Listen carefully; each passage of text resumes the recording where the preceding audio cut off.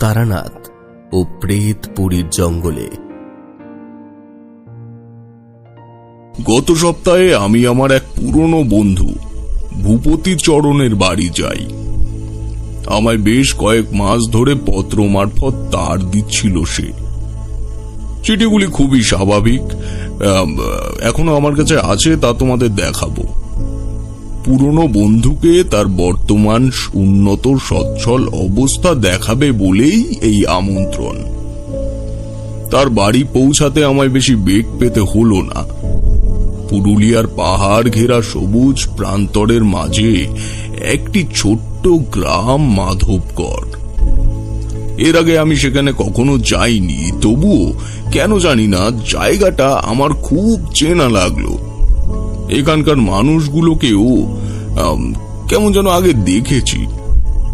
তোমাদের বলেছিলাম না, মাঝে মাঝে মনে কিছু কথা ভেসে ওঠে যা পরে গিয়ে মিলে যায়। ঠিক তেমনই একটা অনুভূতি হলো আমার। ঘোর কাটলো ভূপতির ডাকে। কিরে তারা, কি এত ভাবছিস বলতো?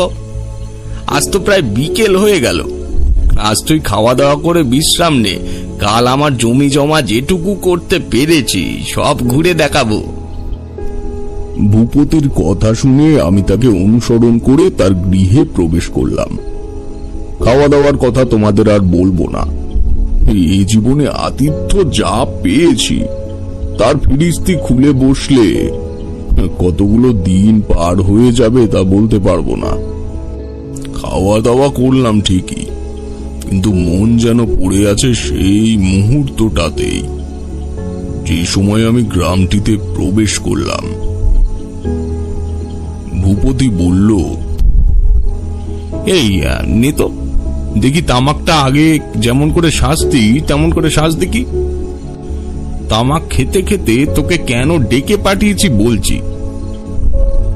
আমি বললাম, আমায় ডেকে পাঠানোর কোনো বিশেষ উদ্দেশ্য আছে কি? মানে কোনো বিশেষ কারণ? হুকোর নলটিতে একটি বিক্ষিপ্ত টান দিয়ে ধোঁয়া ছাড়তে ছাড়তে ভূপতি বলল, লক্ষ্য করে দেখবি প্রতি মাসে একটি করে চিঠি তোকে আমি পাঠিয়েছি, এবং প্রতিটিতেই আমি কি বারে চিঠি লিখছি তা তোকে প্রথমেই উল্লেখ করেছি। মনে পড়ে গেল। দেখলাম কথাটা ঠিক। প্রতি চিঠির শুরুতেই একটি কথা লেখা, আজ শুক্রবার। তারপরের কথাগুলো আমি কোনো চিঠিরই মন দিয়ে পড়িনি। আসলে বয়সের সাথে সাথে বন্ধুত্বেও একটু মানসিক দূরত্ব সৃষ্টি হয়, তা তোমরাও বুঝবে। কিন্তু যে কোনো একটি চিঠি যদি মন দিয়ে পড়তাম তাহলে হয়তো ওই নির্মম ঘটনার সাক্ষী হতে হতো না। আজ আমি এখানে তোমাদের সামনে বসে আছি ঠিকই, কিন্তু আমায় আবার মাধবগড় যেতে হবে। একটি কাজ অপূর্ণ রেখে এসেছি। তারানাথ চুপ করল। তার শান্ত চোখ দুটি নিচের দিকে নেমে গেল। বুঝলাম যে ঘটনা তারানাথের মাথায় চলছে তার উপসংহার খুব একটা ভালো নয়। কিশোরী বলল, ঠাকুমশাই, তারপর কি হলো? তারানাথ মুখ তুলল না, শুধু মাথা নেড়ে ইতিবাচক সংকেত করল। কিছু মুহূর্ত আমরা সকলে চুপ। তারানাথের কথায় নীরবতা ভাঙল। মাথা নিচু করে বলল, ভূপতি বলল, প্রতি মাসের শেষ শনিবার তাদের গ্রামের একটি করে মানুষ মারা যায়, এবং যে পরলোক গমন করে সে নাকি নিজের ইচ্ছেতেই চলে যান। ঘরের দৌড় দিয়ে হয় বিষ খেয়ে, না হয় গলায় দড়ি দিয়ে নিজের ইহজীবন ত্যাগ করেন। কিন্তু পরিবারের লোক বা বন্ধু বান্ধব কেউ তার পূর্ব সংকেত পায় না। কোনো ঝগড়া অশান্তি কিছু নয়। এই ভয়তে সে তার স্ত্রী কন্যাকে তার শ্বশুর বাড়ি রেখে এসেছে। এই 3 মাস হলো। যে যায় সে এমনি চলে যায়, আর এক রাশ মায়া আর মন খারাপ দিয়ে যায় কাছের মানুষদের। শেষ কথাটি বলার সময় তারানাথের গলায় এক উদাসীনতা ও হতাশা খেলে গেল।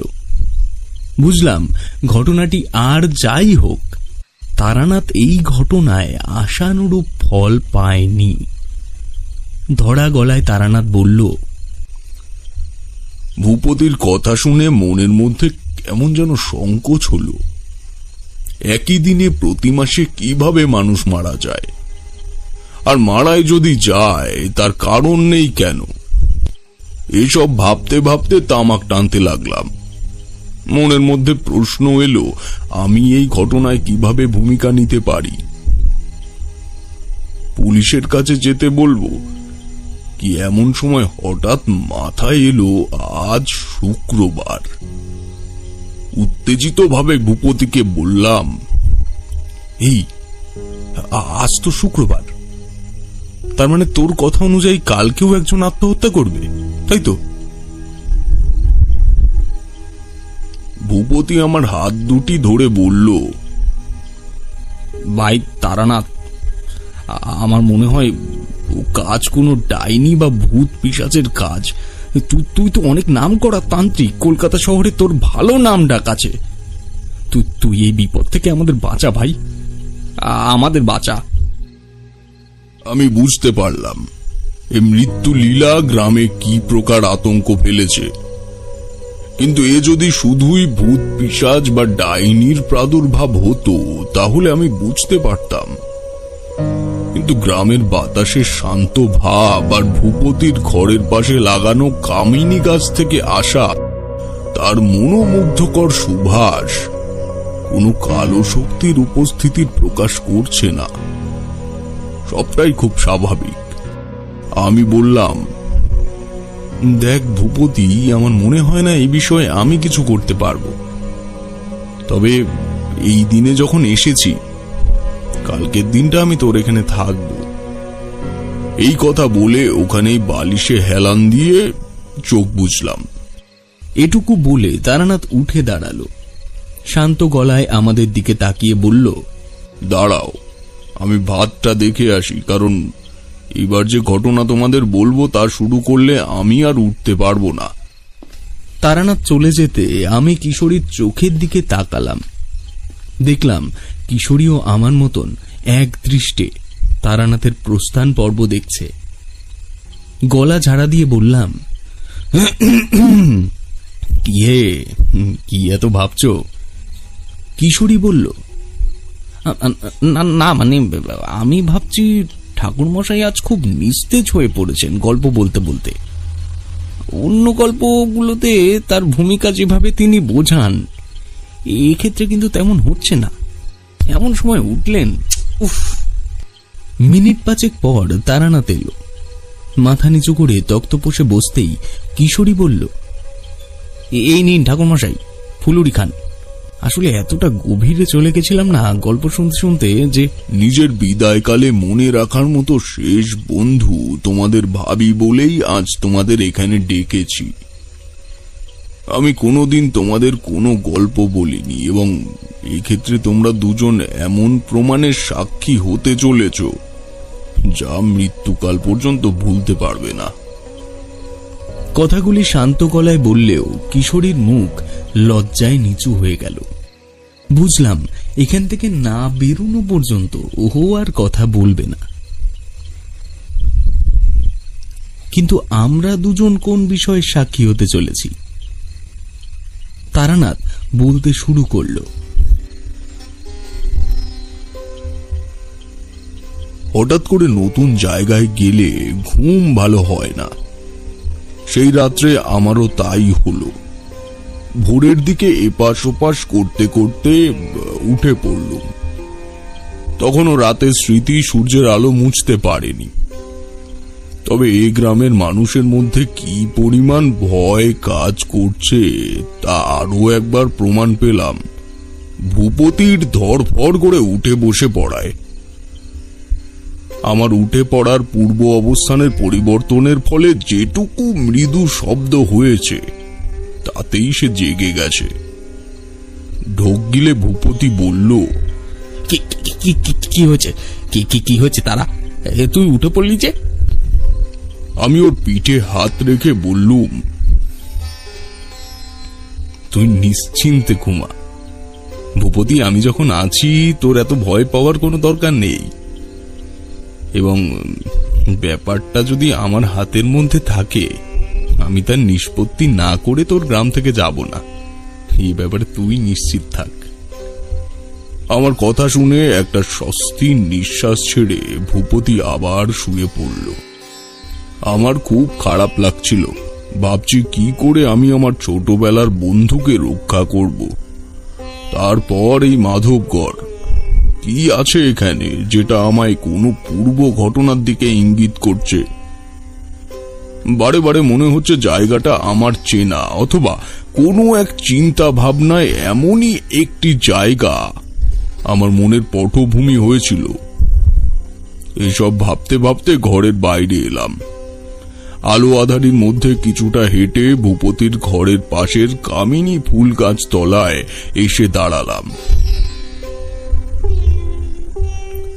ঝিঝি পোকাগুলো সারা রাত আত্মনাদ করে কেমন যেন ঝিমিয়ে গেছে।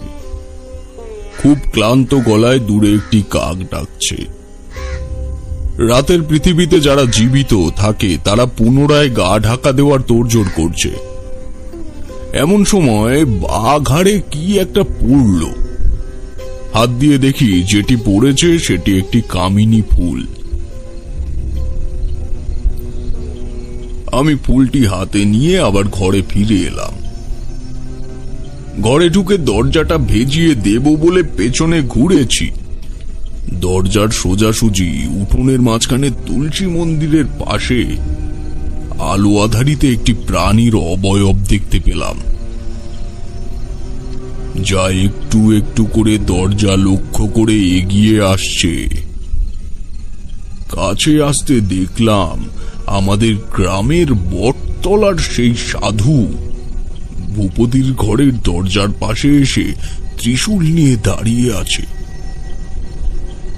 এতদিন পরে দেখলেও তাকে চিনতে আমার এক মুহূর্ত লাগলো না। তার দিকে ফিরে প্রণাম করতেই সে ঈষৎ হাসল। পর মুহূর্তেই ঘর থেকে বেরিয়ে আলো আধারিতেই উধাও হয়ে গেল। কিন্তু আজ উনি আমায় দেখা দিলেন কেন? তাহলে আমার কি কোনো বিপদ আছে? যদি থেকেও থাকে তাহলে তো আমারই তা আগের থেকে বুঝতে পারার কথা। এই সাধুই তো আমায় বলেছিলেন যে আসন্ন সুসময় এবং দুঃসময়ের পূর্বাভাস আমি পাব। কিন্তু কি জানো তো, অর্থ পার্থিব ভোগ্যবস্তুর লালসা আমার জীবন থেকে অনেক শক্তি কেড়ে নিয়েছে। যদি সে সময় মায়া শোক এগুলো ত্যাগ না করে সংসার জীবনে নিজেকে না বেঁধে তন্ত্রসিদ্ধ হতে পারতাম, তাহলে যে কতগুলো সংসারকে আজ রক্ষা করতে পারতাম তা বিচার করে কে? তা যাই হোক, সূর্যের আলো ঠিক মতো স্পর্ধা পেতে একটু দেরি হলো ওখানে। পাহাড়ে ঘেরা মালভূমি অঞ্চলগুলিতে কুয়াশা জমে থাকলে তা মিলিয়ে যেতে বহুক্ষণ সময় লেগে যায়। বাজে তখন সকাল 7টা। তবুও বাইরে দেখলে মনে হয় যেন সবে ভোর হচ্ছে। ভূপতি ওর গরুগুলোর জন্য বিচুলি কেটে দিয়ে চা বসালো। আমি চলা ঘরেই বারান্দায় এক কোণে এক অস্থায়ী চৌকির উপরে বসেছিলাম। কোনো কারণ ছাড়াই ভূপতি চা বানানোর জন্য যে স্টোভ ধরিয়েছে তার আগুনের দিকে তাকিয়ে আছি। ভূপতি বলল, তারা কিছু বুঝতে পারলি? আজ শনিবার, আজ আবার কেউ না কেউ মারা যাবেই। আমি বললাম, দেখ, কোনো অপ্রাকৃতিক কারণে আমি কাউকে মরতে দেব না, এই প্রতিশ্রুতি আমি তোকে দিচ্ছি। তুই আমার কয়েকটা জিনিস জোগাড় করে দিতে পারবি? এই জিনিস, এই ধর, ধুনি করার কাঠ, কোষাকুষি, ঘি, দুধ, গঙ্গা জল আর একটা জবার মালা। ভূপতি উৎসুক হয়ে বলল, আমি 1 ঘন্টার মধ্যে তোকে সব জোগাড় করে দিচ্ছি। বলে সে বাড়ি থেকে দ্রুত বেরিয়ে গেল। আমার মন তখনও উদাসীন। আমি জানি না আসলে কোন অজানা কালো শক্তির বিপরীতে আমি লড়াই করতে প্রস্তুতি নিচ্ছি।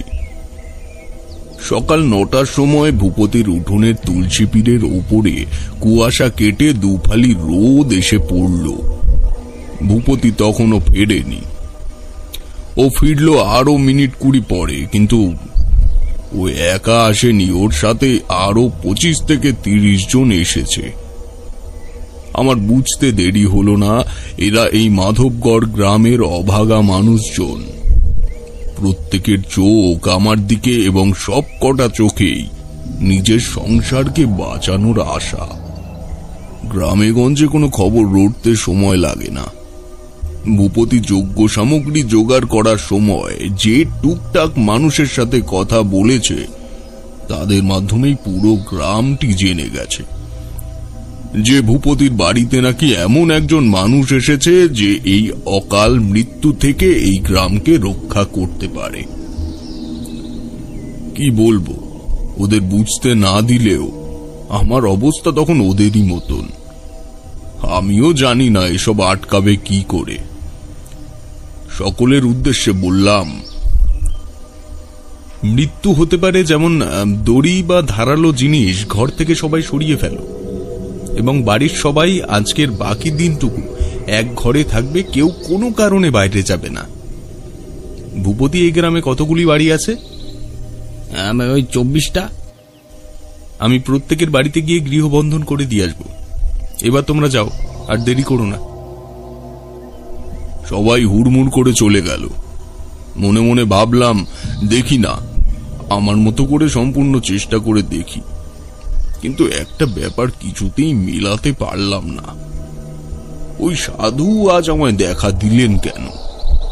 তাহলে কি সত্যি আমার সামনে খুব বিপদ? তখন যদি বুঝতে পারতাম এমন একটা ঘটনা ঘটতে চলেছে।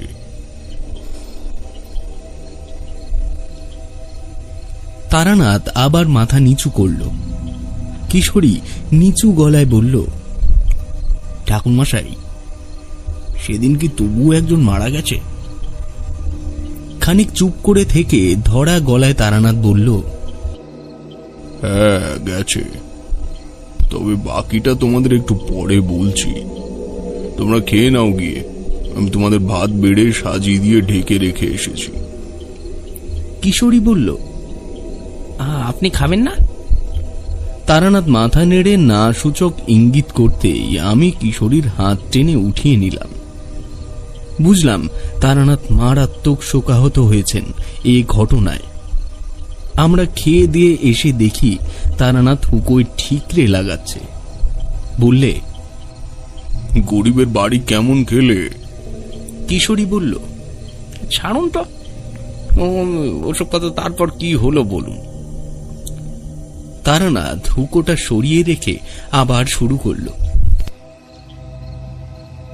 মাধবগড় গ্রাম এতটাই ছোট যে 2 ঘন্টা ঘুরলেই পুরো গ্রামের সব মানুষের সাথে আলাপ করা যায়। ভূপতিকে সঙ্গে করে গ্রামের প্রত্যেকটা বাড়ি শুদ্ধি করে গঙ্গা জল দিয়ে গণ্ডি কেটে গৃহবন্ধন করে দিলাম এবং পুনরায় সবাইকে মনে করিয়ে দিলাম আজ সবাই এক ঘরে থাকবে, কেউ কোনো কারণে বাইরে বেরোবে না। গ্রামে ঘুরে বুঝলাম এ নিশ্চয়ই কোনো অলৌকিক উপদ্রব। আমি যা করছি একেবারেই ঠিক করছি। গ্রামের কোনো মানুষের মধ্যে কোনো মানসিক ভারসাম্যহীনতা বা শ্রেণী বৈষম্য নেই। এদের প্রত্যেকের চোখে এক অপ্রাকৃতিক মৃত্যু ভয়। আমি ভূপতিকে বললাম, আমি এক বিশেষ হোম করব, বুঝলি? আমার বিশ্বাস এ হোম সম্পূর্ণ হলে তোদের গ্রামের ওপর থেকে বিপদ চিরদিনের জন্য কেটে যাবে। ভূপতির চোখ উজ্জ্বল হয়ে উঠল। বলল, আমি জানতাম তুই পারবি। এর জন্যই আমি বহুদিন ধরে তোকে চিঠি লিখছি, বুঝলি। বললাম, তুই বাড়ি চলে যা। আমি গ্রামের মাঝে যে শিব মন্দির আছে না, তার সামনে চত্বরে বসে বিশেষ হোমটা করব। ভূপতি চলে গেলে আমি মন্দির প্রাঙ্গণে গিয়ে বসলাম। পাঁজা করে বাঁধা কাঠের দড়ি খুলতে খুলতে সব গ্রামবাসীর অসহায় মুখগুলি মনে পড়তে লাগলো। তবে সাধু যখন দেখা দিয়েছেন আমার বিপদ কিছু ঘটবে, গঙ্গা জল ও চন্দন দিয়ে একটি বৃত্তাকার বেদি বানিয়ে তার মাঝখানে হোম করার সমস্ত সরঞ্জাম নিয়ে গুছিয়ে বসলাম। ধুনি ধরিয়ে দিতেই ধুনির আলোয় মনের সমস্ত দুশ্চিন্তা দূর হয়ে গেল। তবে এর মাঝে একটা কথা বলে রাখি, গ্রামগঞ্জের নিস্তব্ধতা এমন পর্যায়ে কখনো কখনো যায় যে তোমাদের মতো শহুরে মানুষের কাছে অপ্রাকৃতিক মনে হতে পারে। দিনের আলো তখন ম্লান হচ্ছে, আর আগেও বললাম যে এসব অঞ্চলে দিন হতে সময় লাগে এবং দিন ফুরিয়েও যায় চোখের নিমেষে। শুধুমাত্র ধুনিতে কাঠের গাঁট ফাটার শব্দ ছাড়া আমার চারপাশে কোনো সজীব অস্তিত্ব নেই। পাখিগুলো যেন গ্রামবাসীদের মতো যে যার বাসায় সপরিবারে কোনো অজানা মৃত্যুর ভয়ে গা ঢাকা দিয়েছে। দেহ বন্ধন করে পুজো শুরু করেছি। দেখলাম মন্দির প্রাঙ্গণের আম গাছগুলিতে হালকা হাওয়ার মতো বয়ে গেল, যেন কেউ এখানে নিশ্চিন্তে ছিল। পুজোর ঘণ্টার ধ্বনিতে তার কর্ণগহ্বরে প্রীতি জন্মায়নি। এক মনে পুজো শেষ করে আমি ভৈরবের আরতি শুরু করব, এমন সময় দেখি কোথার থেকে একটি কুকুর আমার গণ্ডির কিছুটা দূরে এসে দাঁড়িয়েছে। এই কুকুরটি আমার চেনা। ভূপতির বাড়ির সামনে এই কুকুরটাকে আসা যাওয়ার সময় আমি দেখেছি। আগুন দেখলে জীবজন্তু তার কাছে আসে না। আমি ওর দিকের থেকে চোখ সরিয়ে নিবিষ্ট হলাম আরতিতে। গ্রামের গরুর দুধের খাঁটি ঘি আর শুকনো কাঠ দিয়ে হোম সারলাম নির্বিঘ্নভাবে। সব সেরে যখন উঠলাম তখন রাত 9টা। প্রয়োজনীয় জিনিস পুটলিতে নিয়ে মন্দিরের বেদি থেকে নেমে গেলাম। হোমের আগুন তখন নিভে যাওয়ার পর্যায়ে। রাস্তার দিকে এগোতেই কুকুরটি আমার পিছু নিল। গ্রামের সব মানুষ সাধারণত ঘুমিয়ে পড়ে একটু তাড়াতাড়ি, কিন্তু এই গ্রামের মানুষের ঘুম নেই।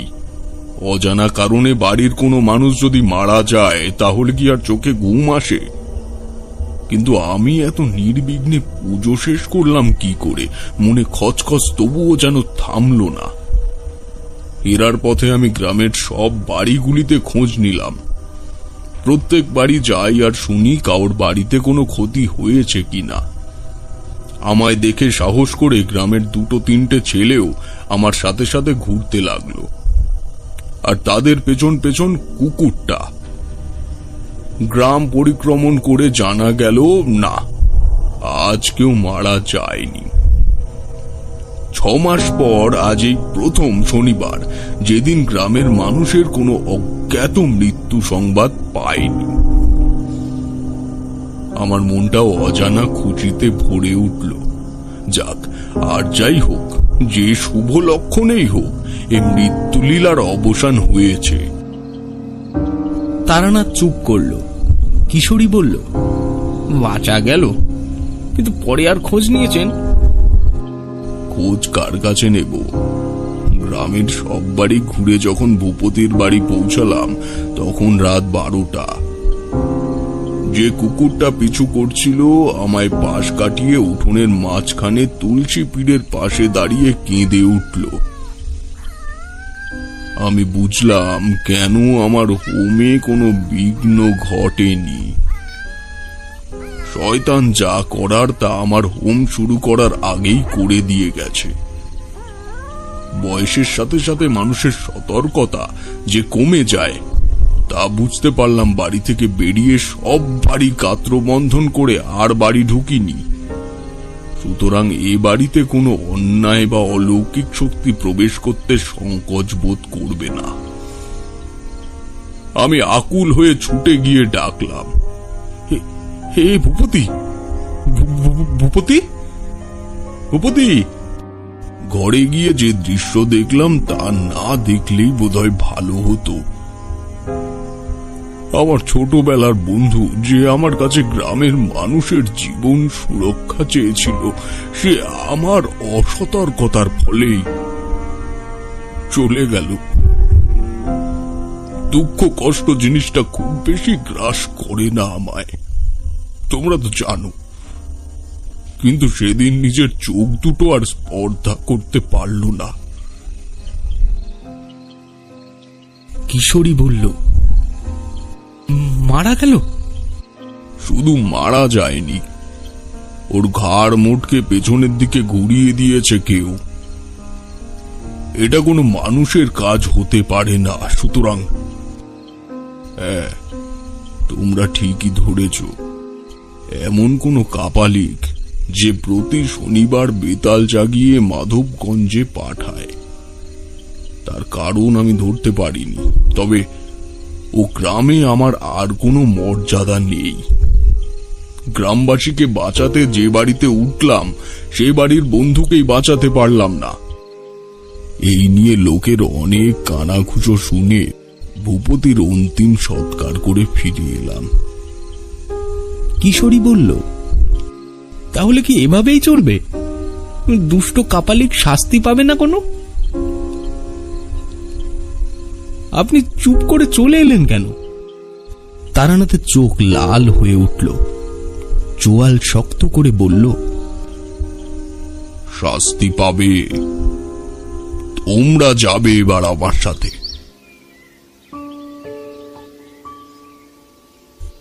সপ্তাহখানেক পরে সে অলৌকিক দিনটি এলো। আজ আমি আর কিশোরী কোন অভিজ্ঞতার সাক্ষী হতে চলেছি জানি না। এতদিন পর্যন্ত তারানাথের কাছে তার জীবনে ঘটে যাওয়া রোমহর্ষক কাহিনীগুলি কেবল শুনেছি, তবে নিজেরা সশরীরে তারানাথের সঙ্গে কোনো একটা অভিযানের প্রত্যক্ষদর্শী হব, এই স্বপ্নেও ভাবতে পারিনি। বলা ভালো, এক প্রকার বিশ্বাস করতে পারছি না এখনো। ট্রেনের কামরাটা পুরো ফাঁকা। একটি স্লিপার কোচের জানলার ধারে কিশোরী ও তার পাশে আমি। যদিও রেলগাড়িতে চেপে পুরুলিয়া যাওয়ার প্রস্তাবটা ও বলা ভালো জোর করে যাওয়ার প্রস্তাবটা কিশোরীরই ছিল। আমাদের ঠিক উল্টো দিকে চেয়ারটাতে বসেছিলেন তারানাথ জ্যোতিষার্ণব। জানলার দিকে তাকিয়ে বললেন, কোনো মতেই নিজের এই ভুলটাকে মেনে নিতে পারছি না, বুঝলে। গ্রামের সব বাড়ি গৃহবন্ধন করলাম, কিন্তু যে বাড়িতে নিজে গেলাম সে বাড়িটি রক্ষা করতে পারলাম না। কি করে ভুলে গেলাম ভূপতির বাড়ির কথা? নাকি আমায় ভোলানো হলো? বলে তারানাথ চোখ বুঝলেন। কিশোরী ভ্রু কুঁচকে বলল, মানে মানে আপনি কি বলতে চাইছেন ঠাকুরমশাই? আপনাকে আপনার বন্ধুর বাড়ি গাত্র বন্ধন করার কথা কেউ ভুলিয়ে দিয়েছে? সত্যি? আমি বললাম, কিশোরী, তুমি দেখোই না কি হয়। তাছাড়া কিছু নয়, ঠাকুরমশাইয়ের বয়স হয়েছে, উনি ভুলে যেতেই পারেন, এবং এই বয়সে এটা স্বাভাবিক। তাই বলে কোনো মানুষের মনের মধ্যে ঢুকে তাকে কোনো কথা ভুলিয়ে দেওয়া যায়? হ্যাঁ, এমন কথায় হাসি পায় বই কি। তারানাথ চুপ করে চোখ বুঝেই ছিল। এবার চোখ খুলে কিশোরীর দিকে তাকিয়ে বলল, মানুষের বয়স হয় এবং ধীরে ধীরে তাদের উপস্থিত বুদ্ধি ও বলের পরিমাণ কমতে থাকে। এ কথা তুমি ঠিকই বলেছ, কিন্তু তন্ত্র সিদ্ধি ও সাধনা ও তার থেকে প্রাপ্ত শক্তির কখনো বার্ধক্য আসে না। তা সব সময় অমর। সম্মোহনী বিদ্যা কি জানো? আশা করি তোমাদের সে ব্যাপারে পূর্ণ অভিজ্ঞতা আছে। আমার মনে পড়ে গেল সেই ভয়াবহ রাতের কথা। সেদিন আমি আর কিশোরী যেভাবে তারানাথের সম্মোহনী জালে জড়িয়ে গিয়েছিলাম, উফ, সেই ঘটনা তোমাদের শুনিয়েছি। কিশোরী ফুট কেটে বলল, আচ্ছা ঠাকুরমশাই, আমাদের আপনার সাথে মাধবগড় নিয়ে যাচ্ছেন কেন? হ্যাঁ, এটা কি বয়সের স্বনির্ভরতা হারানোর ফল? তারানাথ মাথা নেড়ে বলল, তা ঠিক নয়, তবে কিছুটা তাই। আমার 3 জন মানুষ দরকার, না হলে আমার কার্য সম্পূর্ণ হতে বাধা আসবে। চাইলে গ্রামের 2 জনকে আমি ডেকে নিতেই পারতাম, কিন্তু যে গ্রামে আমার নিজের বন্ধুকেই বাঁচাতে পারিনি, সেই গ্রামে আমার ডাকে কেউ আসবে না। বলে তারানাথ আবার জানলা দিয়ে বাইরে তাকালো। মসৃণ সবুজে ঘেরা প্রান্তর আর দূরের পাহাড়গুলিকে সাক্ষী রেখে ছুটে চলেছে আমাদের ট্রেনটি। কিশোরী মনে মনে কোনো এক গানের সুর বাজছে। তারানাথ আর কোনো কথা বলল না। ঘন্টা 2 এভাবেই নিঃশব্দে কাটল। তারপর এসে পৌঁছলাম পুরুলিয়ার এক প্রত্যন্ত রেলওয়ে স্টেশনে। কিশোরী সবার আগে লাফ মেরে নামলো ট্রেন থেকে, তারপর নামলাম আমি। তারানাথ নামলো সবার শেষে। নেমে দেখলাম আমরা 3 জন ছাড়া এই স্টেশনে আর মাত্র 2 জন নেমেছেন, একটি মহিলা আর একটা ছোট্ট মেয়ে। ট্রেন স্টেশন ছেড়ে চলে যেতেই তাদের আর দেখতে পেলাম না। তারানাথের দিকে ঘুরে তাকিয়ে দেখি সে স্টেশনে লাগানো একমাত্র বিদ্যুৎ স্তম্ভের দিকে চোখ মোটা করে তাকিয়ে আছে। শুধু তাকিয়ে নয়, চোখের ইশারায় কাউকে যেন শাসাচ্ছেন। এমন সময় উনি বললেন, তোমরা এগো, আমি আসছি। আমি আর কিশোরী একবার সেই বিদ্যুৎ স্তম্ভ আর একবার তারানাথের দিকে তাকিয়ে নিয়ে সেখান থেকে বাঁ দিক বরাবর এগিয়ে গেলাম। বেশি দূর এগোতে পারলাম না। আলোক স্তম্ভ থেকে আসা যেটুকু আলোর আভা আমাদের পথ দেখাচ্ছিল তা হঠাৎ নিভে গেল।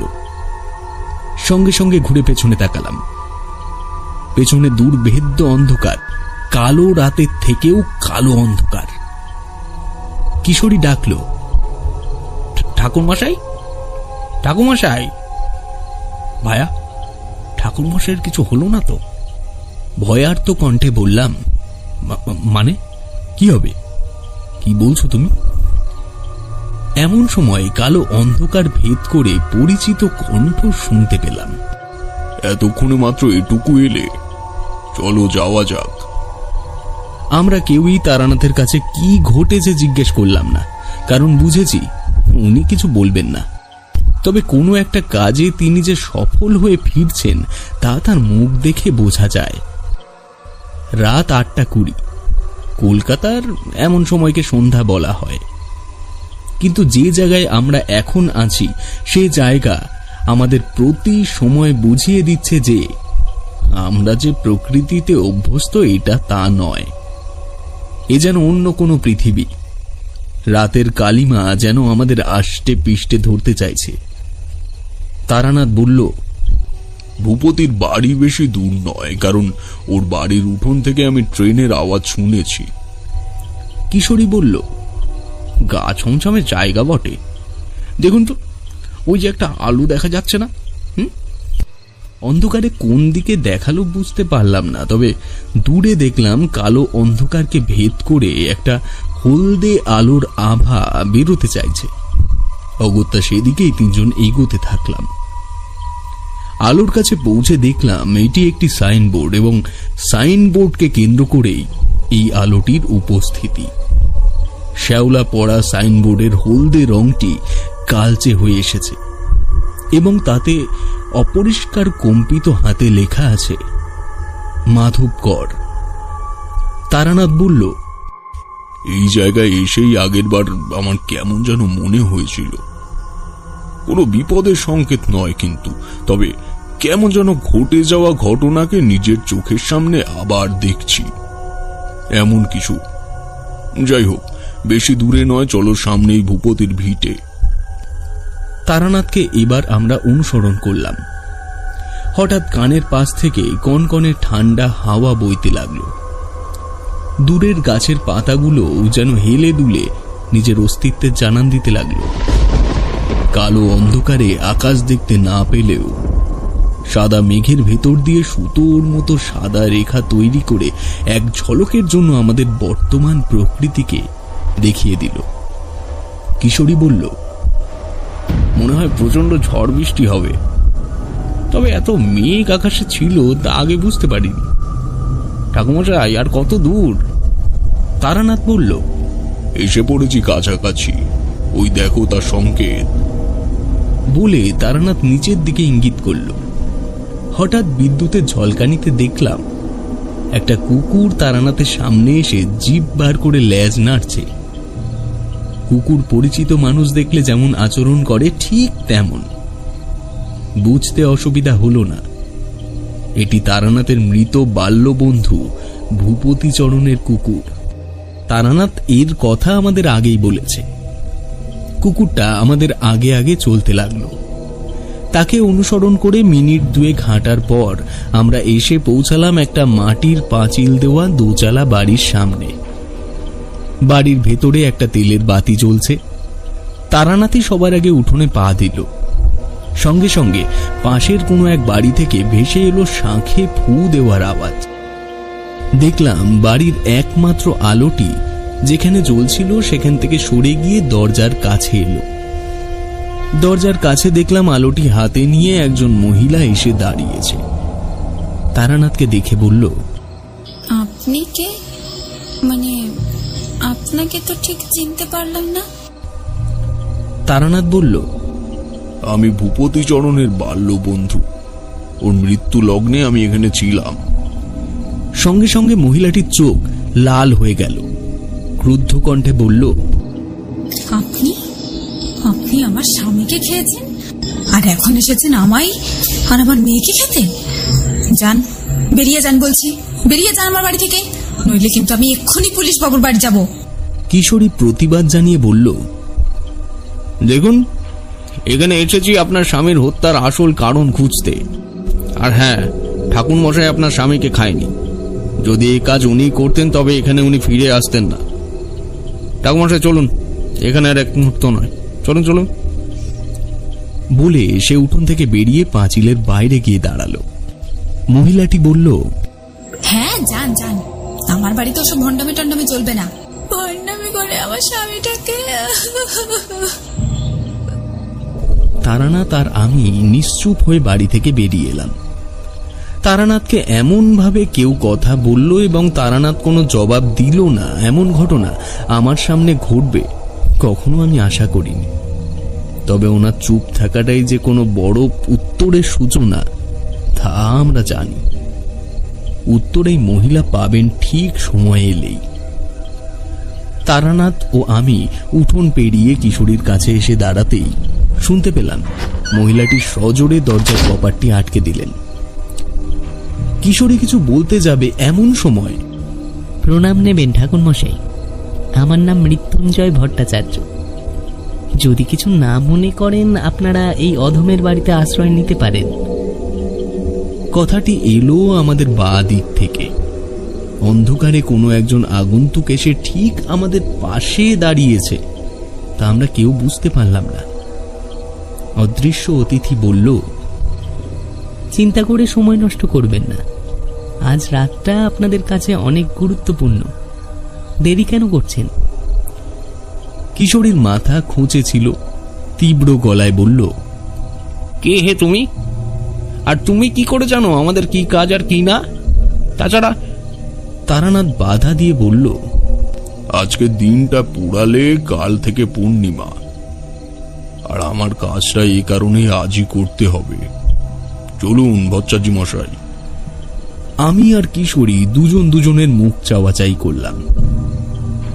আবার এটাও ভাবলাম, তারানাথ যেহেতু এখানে আমাদের আগে এসেছে সেহেতু হয়তো মৃত্যুঞ্জয় বাবুকে সে চেনে। কিন্তু সে জানলো কি করে যে তারানাথের আজ রাতেই কোনো কাজ আছে? যাই হোক, আমরা তারানাথকে অনুসরণ করে বেশ খানিকটা হেঁটে একটা বিচুলির ছাউনি দেওয়া ছোট্ট কুটিরে পৌঁছালাম। কুটিরটির দরজা খোলা, ঘরের ঠিক মাঝখানে একটি তেল প্রদীপ রাখা আছে। আমি ও তারানাথ ভেতরে ঢুকে একটি মেঝে থেকে অপেক্ষাকৃত উঁচু চৌকিতে বসলাম। কিশোরী পাশেই দাঁড়িয়েছিল। হাতে তেলের প্রদীপটি তুলে নিয়ে ঘরের চারিদিকে দেখতে দেখতে মৃত্যুঞ্জয় বাবুকে প্রশ্ন করল, আপনি ঘরের দরজা খুলে রেখে গিয়েছিলেন কেন? আপনার ঘরে কোনো দামি জিনিস নেই বলে? মৃত্যুঞ্জয় বাবু হেসে বলল, আমি শুধু ঘরটিকে ঘুমানোর জন্য ব্যবহার করি। যখন আমার খুব ঘুমানোর দরকার হয়। কথাগুলি শুনতে কেমন অসংলগ্ন মনে হলো। লোকটি পাগল না তো? তারানাথ গলা ঝেড়ে বলল, আচ্ছা যাই হোক, চলো এবার কাজ শুরু করা যাক, যার জন্য তোমাদের এখানে নিয়ে আসা। কিন্তু ভট্টাচার্য মশাই, আপনাকে একটু বাইরে যেতে হবে। এখানে শুধুমাত্র 3 জন থাকতে পারবে। যদি আপত্তি না করেন তবে এই অতিথিকে বিশ্বাস করে দেখতে পারেন। মৃত্যুঞ্জয় সলজ্জে বললে, এমা ছিছি, আপনারা আমার বাড়িতে আশ্রয় নিয়েছেন আর অতিথিদের এইটুকু কুশলতা দিতে পারবো না, তা কি হয়? এমনিও আমার অনেক দূর গ্রামে এক জমিদার বাড়ি যেতে হবে এক বিশেষ কাজে। আমি তবে আজই বেরিয়ে যাই। আপনাদের কাজ না শেষ হওয়া পর্যন্ত আপনারা এখানে থাকতে পারেন। নমস্কার।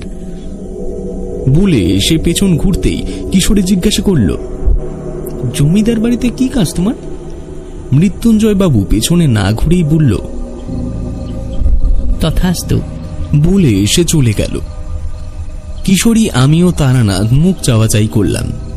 আমার ও কিশোরীর মনে ব্যক্তিটির সম্পর্কে কি আসছে তা আমি বুঝতে পারছি। লোকটা হয় পাগল, না হলে মিচকে শয়তান। শহর থেকে এসেছি, সাথে অনেক দামি জিনিসপত্র থাকবে এই ভেবে আমাদের সামনে পাগল সাজার অভিনয় করছে। একটু চোখ বুঝলেই সব নিয়ে পালাবে। কিন্তু তারানাথের দিকে তাকিয়ে দেখলাম তার পাকা চুলে ও গোপদাড়ির ফাঁকে একটা ম্লান হাসির রেখা খেলে গেল। মৃত্যুঞ্জয় বাবু চলে যাওয়ার পর আমি আর কিশোরী ঠিক তারানাথের বৈঠকখানায় যেভাবে বসি তেমন ভাবে তার দিকে ফিরে বসলাম। কিশোরী সপ্রশ্নে তার দিকে তাকাতেই তারানাথ বলল, কাজ শুরু করা যাক। আগে যদি একটা পাসিং শো হতো তবে শেষ করতে করতে তোমাদের সংক্ষেপে বুঝিয়ে দিতাম। কিশোরী হাসি মুখে পকেটে হাত ঢুকিয়ে বলল, সে জিনিসটার প্রয়োজন আপনার হবে আমি জানতাম। এর জন্য 2 প্যাকেট পাসিং শো নিয়েই ট্রেনে উঠেছি। এ নিন ঠাকুরমশাই। সিগারেটে আগুন লাগিয়ে তারানাথ বলতে শুরু করলো। দেখলাম তার চোখ হঠাৎ কিশোরীর দিকে স্থির হয়ে গেছে। দেখো, আজ হাতে সময় খুব কম, তাই বেশি বিস্তারিত না বুঝিয়ে কাজ শুরু করব।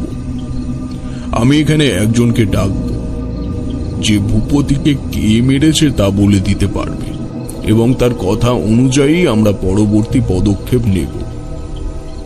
কিশোরী অবাক হয়ে জিজ্ঞাসা করল, কে সে ঠাকুরমশাই? মানে এটাও কি সম্ভব? তারানাথ উজ্জ্বল চোখে বলল, মাতু পাগলির থেকে ভূত ডামর সাধনায় সিদ্ধি লাভ করার উপায় জেনেছিলাম, কিন্তু তা সেখানে সম্পূর্ণ করতে পারিনি। তার উপর মধুসুন্দরী দেবীর আবির্ভাব হয়ে আমায় আমার ভেতর থেকে পৃথক করে দিয়েছিল। এই সাধনায় সিদ্ধি লাভ হয় তারও পরে। সেও এক ভয়াবহ কাহিনী, তোমাদের শোনাবো পরে সে কথা। কিন্তু এই প্রক্রিয়াটি অনেক নিচু শ্রেণীর তান্ত্রিকরাও ব্যবহার করেন ভেলকি দেখাবার জন্য।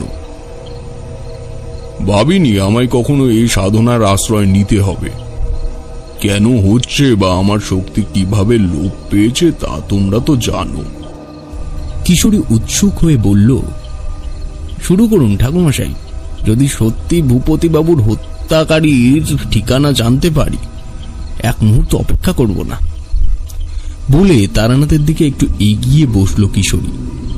তারানাথ কিশোরীর হাতে হাত রেখে বলল, সত্যি তোমাদের মতো বন্ধু পেয়ে আমি ধন্য। এই না হলে তারানাথ জ্যোতিষার্ণবের ভাগ্য। কিন্তু এই প্রক্রিয়া তুমি দেখতে পাবে না কিশোরী, দেখবে শুধু সে। বলে আমার দিকে চক্ষু নির্দেশ করল। আমি অবাক হয়ে বলতে যাব যে, কেন শুধু আমি? কিশোরী কথা কেড়ে নিয়ে বলল, আচ্ছা আমি দেখি বা সে একজন দেখলেই হলো। আমি কি তবে চলে যাব নাকি?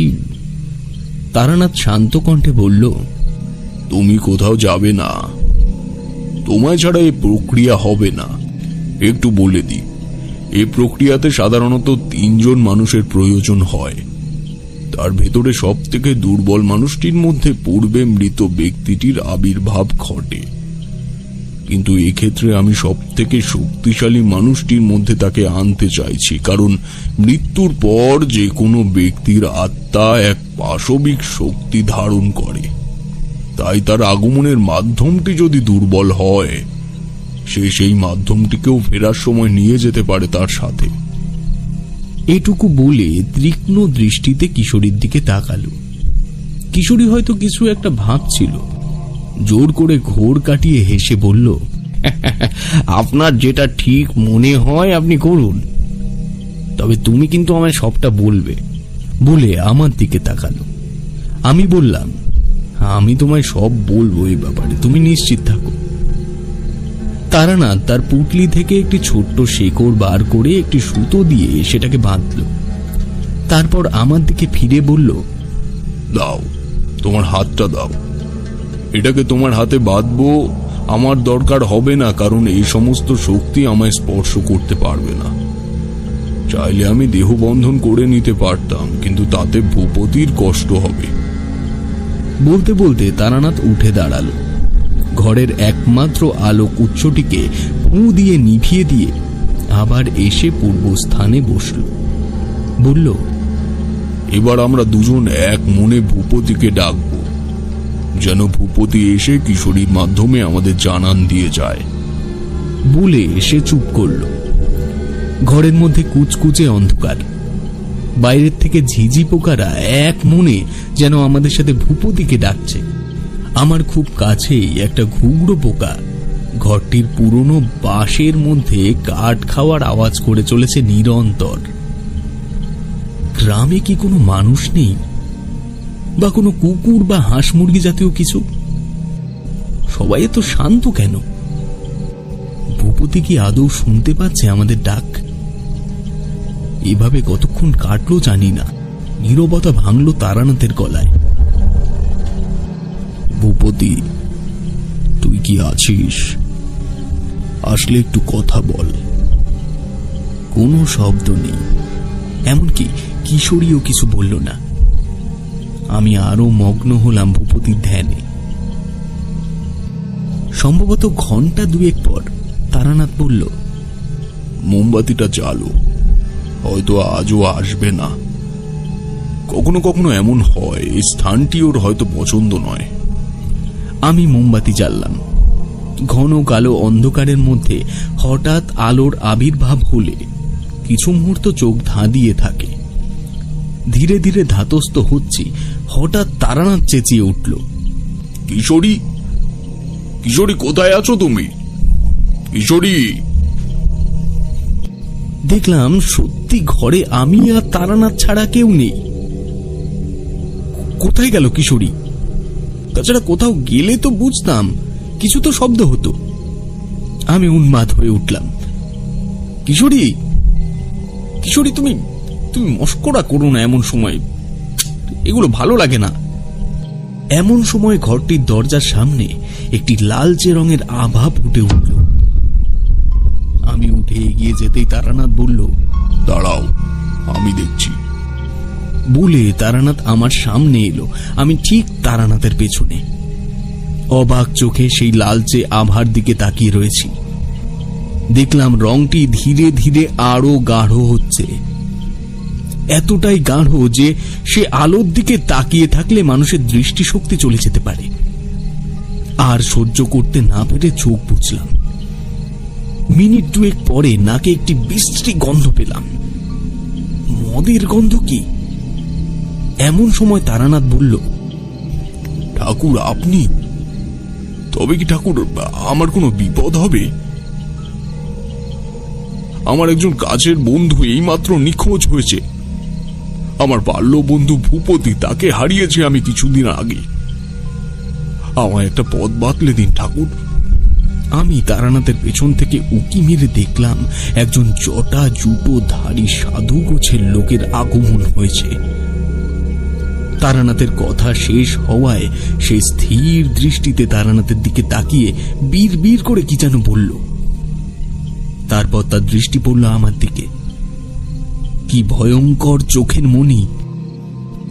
চোখের কালো অংশটাতে কালো থাকার বদলে সাদার পরিমাণটাই যেন বেশি। সে আমার দিকে তাকিয়ে ঈষৎ হাসল। তৎক্ষণাৎ তারানাথ ঘুরে আমার দিকে তাকাতেই সে উধাও। আমি এই প্রথমবার বিজ্ঞান ও আমার শিক্ষার বিপরীতে চলে গেলাম। বুঝতে পারছি না এগুলো কি সত্যি নাকি আমি এখন চোখ বুঝে এক মনে কিশোরীকে ডাকছি। কিশোরী কি সত্যিই নেই নাকি আমাদের সাথে মশকরা করার জন্য ঘর অন্ধকার হতেই নিঃশব্দে বেরিয়ে গেছে? এইসব চলছে মাথার মধ্যে, মাথাটা ছিঁড়ে যাচ্ছে। ঘোর কাটলো তারানাথের শব্দে। তুমি বরং বাড়ি চলে যাও, আমার ঘোর বিপদ সামনে। তবে আমি কিশোরীকে ফিরিয়ে দেবই, কিন্তু আমি চাই না তোমার সাথে আর কিছু হোক। কেন যে তোমাদের বলে তারানাথ মাথা নিচু করে নির্দিষ্ট স্থানে গিয়ে বসল। আমি বললাম, কি বলছেন ঠাকুর মশাই? আমি আপনাকে আর কিশোরীকে ছেড়ে এখান থেকে চলে যাব? এই আদেশ করবেন না দয়া করে, আমি রাখতে পারবো না। তারানাথ কোনো কথা বলল না, ওভাবেই মাথা নিচু করে বসে থাকল। চুপচাপ সারা রাতটা কাটালাম। মাঝে দুবার তারানাথ বেরিয়েছিল। ভোরের দিকের পরিবেশটা আমার কাছে খুব পরিচিত। ঠিক শহরে যেমন করে ভোর হয় কাকের ডাকে, ঠিক তেমনই পরিবেশ। কিন্তু গ্রামের ভোর সম্বন্ধে আমি যেমন জানি তা এটা নয়। তারানাথ তীক্ষ্ণ দৃষ্টিতে বাইরের দিকে চেয়ে বলল, কাক ডাকা ভোর মানে একটা অশুভ দিন হতে চলেছে। তুমি একটু বসো, আমি পাশের জঙ্গল থেকে একটু ঘুরে আসি। আমি আপত্তি দেখিয়ে বললাম, ঠাকুরমশাই আমিও যাব, আমি আপনাকে একা ছাড়বো না এক মুহূর্ত। তারানাথ কিছু না বলে মাথা নাড়িয়ে তার সঙ্গে যাওয়ার ইঙ্গিত করল। ঘর থেকে দুজন বাইরে বেরিয়েছি, এমন সময় দেখি মৃত্যুঞ্জয় ভট্টাচার্য এসে হাজির। তারানাথের সপ্রশ্ন মুখ দেখে বলল, আজ আর জমিদার বাড়ি গেলাম না বুঝলেন, কাল রাতে জঙ্গলে ঘুমিয়ে সে কাজ ছেড়ে নিয়েছি। তারানাথ বলল, কি কাজ করেছ? মৃত্যুঞ্জয় বললে, আমার যা কাজ স্বপ্ন দেখা তা দেখে নিয়েছি। আপনাদের সাথে কিছু কথা আছে আমার, তাই এমন ছুটে ছুটে এলাম। তারানাথ বলল, কি কথা বলুন। মৃত্যুঞ্জয় বললে, আপনার আর একটি বন্ধুর সাথে আমার দেখা হয়েছিল, যার সাথে আমার কথা হয়। আমি উত্তেজিত হয়ে বললাম, কিশোরী? কোথায় কোথায় দেখেছেন? মৃত্যুঞ্জয় বলল, কাল রাতে আমি বেরিয়ে যাওয়ার ঘন্টা দুয়েক পর হেঁটে জঙ্গল পেরিয়ে একটু উঁচু টিলার সামনে একটা বিশ্রাম নেওয়ার জন্য দাঁড়িয়েছিলাম। চারিদিকে তখন ঘন অন্ধকার। এমন সময় আমার পেছনে একজন বলে ওঠে, তুমি কোথায় যাচ্ছ আমি দেখতে চাই মৃত্যুঞ্জয়। তখনই পেছন ঘুরি আমি এবং দেখি আপনাদের সঙ্গী আমার পেছনে দাঁড়িয়ে। বুঝতে পারি সে আমার পিছু করছে। আমি তাকে বলি, আমার সাথে যেতে চাইলে চলো, কিন্তু আমি যে স্থানে ঘুমোবো তার পাশে তুমি থাকতে পারবে না। আমার কথা শেষ হওয়া মাত্রই দেখি সে কিছু না বলে দৌড়ে সেখান থেকে চলে গেল।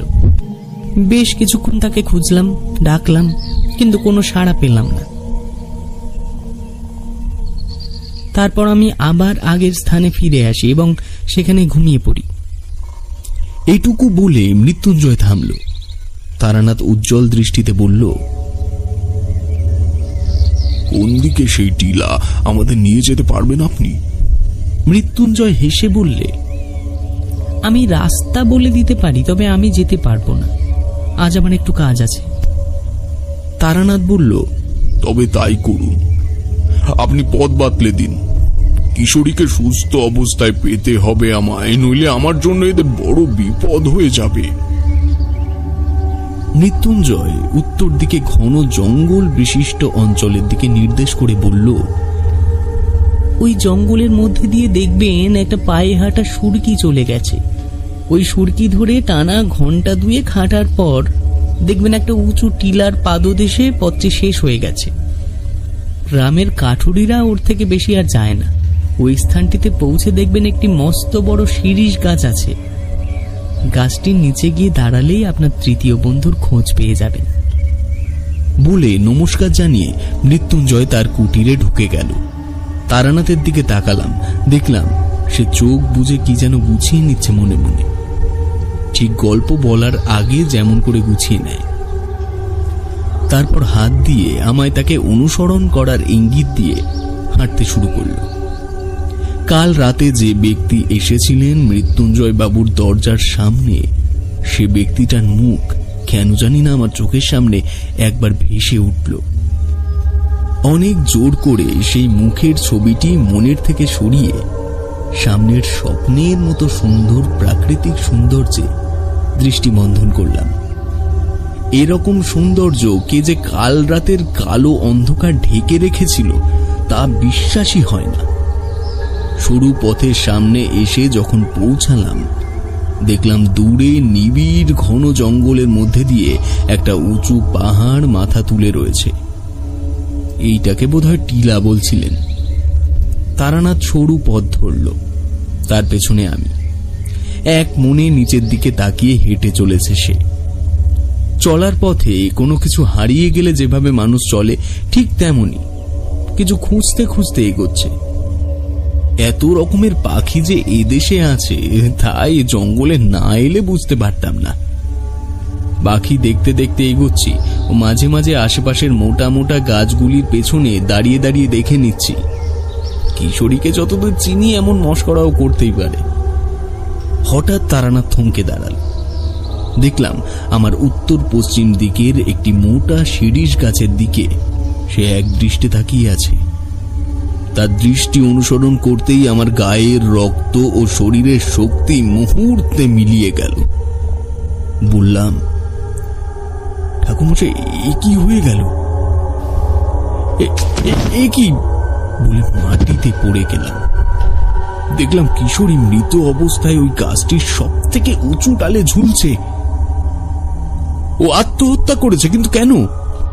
ক্রুদ্ধ ও দিক দিশেহারাহীন হয়ে তারানাথকে বললাম, যে কারণে আপনি আমাদের এইখানে এসেছেন তা কি এই কারণ? কোন কালো শক্তি অর্জনের জন্য আপনি এরকম নিষ্পাপ মানুষগুলিকে বলি দিচ্ছেন ঠাকুর মশাই? হ্যাঁ, আমি আপনাকে শ্রদ্ধা করতাম, বিশ্বাস করতাম। আর কিশোরী একটু আপনাকে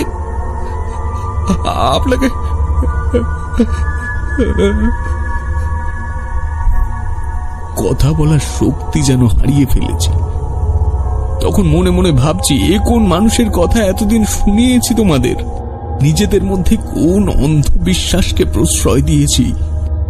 এমন সময় গাছটির মগডাল থেকে কিশোরীর দেহটি গলার ফাঁস ছিঁড়ে সজোরে আছড়ে পড়ল তারানাথের সামনে। তারানাথ কিন্তু এক পাও পিছিয়ে আসেনি বা এগিয়ে যায়নি তখন।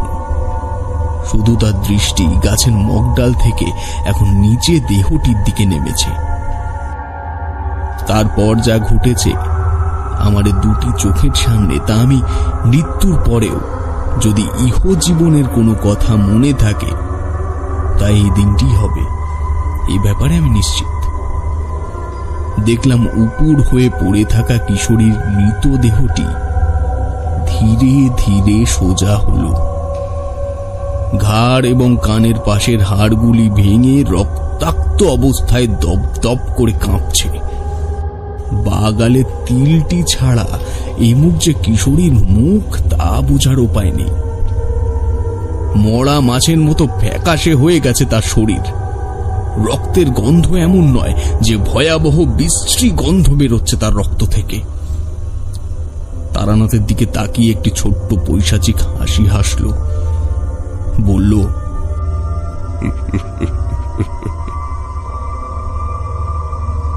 আমার একমাত্র শিষ্যকে তুই মেরে ফেললি। তোকে বলেছিলাম আমি শিষ্য করি না, তবে তোর সামনে আসন্ন বিপদের কথা তুই টের পাবি। এই শক্তিকে কাজে লাগিয়ে তুই মাধব ঘোষের মতো একজন অহংকারী গৃহস্থকে বাঁচিয়ে একমাত্র শিষ্যের জাগানো বেতালকে ফিরিয়ে তাকেই মারলি। ওর মেয়ের শরীরে ভৈরবীর চিহ্ন ছিল, সে শুধু তাকে সঙ্গী করে নিতে চেয়েছিল। আমি তোকে তোর সঙ্গীকে কাউকে ছাড়বো না, কাউকে না।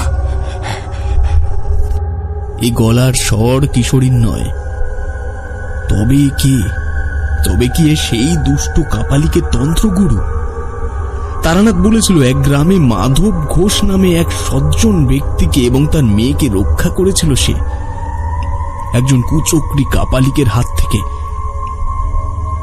সে বেতাল জাকিয়ে মাধব ঘোষের বাড়ি পাঠায়। হ্যাঁ, তাই তো। তারানাথ গাত্র বন্ধন করে তাকে এবং তার বাড়িকে রক্ষা করে।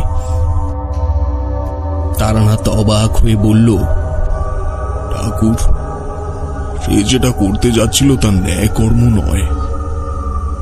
আমরা কোনো মানুষকেই তার বৈষয়িক জীবন থেকে টেনে এনে তন্ত্র সাধক বা ভৈরবী করতে পারি না। আপনি ভূপতিকে এই কারণে মারলেন? তার কি দোষ ছিল ঠাকুর? আপনি ন্যায় বিচার করছেন কি ঠাকুর? এই শাস্তি কি আপনি পাবেন না বলে মনে করছেন? এমন সময় কিশোরীর শরীরের ভেতর থেকে সেই কুচক্রী সাধু আকাশ কাঁপিয়ে আর্তনাদ করে ওঠে। দেখলাম তার চোখে অস্বাভাবিক কুৎসা ও ক্রোধ জেগে উঠেছে। চিৎকার করে বলছে, তুই এখান থেকে চলে যা তুই এখান থেকে। আমি তোর কোনো ক্ষতি করিনি, আমায় প্রায়শ্চিত্ত করতে দে। চিৎকারের তীব্রতা এত তীক্ষ্ণ যে কানের পর্দা ফেটে যাওয়ার উপক্রম হচ্ছে। সাধারণ মানুষের পক্ষে এভাবে চিৎকার করা সম্ভব নয়। এমন সময় পেছন থেকে এক নারী কণ্ঠের বিক্ষিপ্ত হাসি শুনতে পেলাম। হাসতে হাসতে বলছে,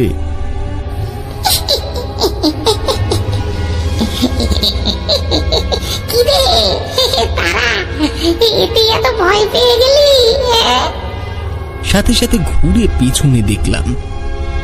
তারানাথ পিছনে ঘুরতেই তাকে দেখা গেল।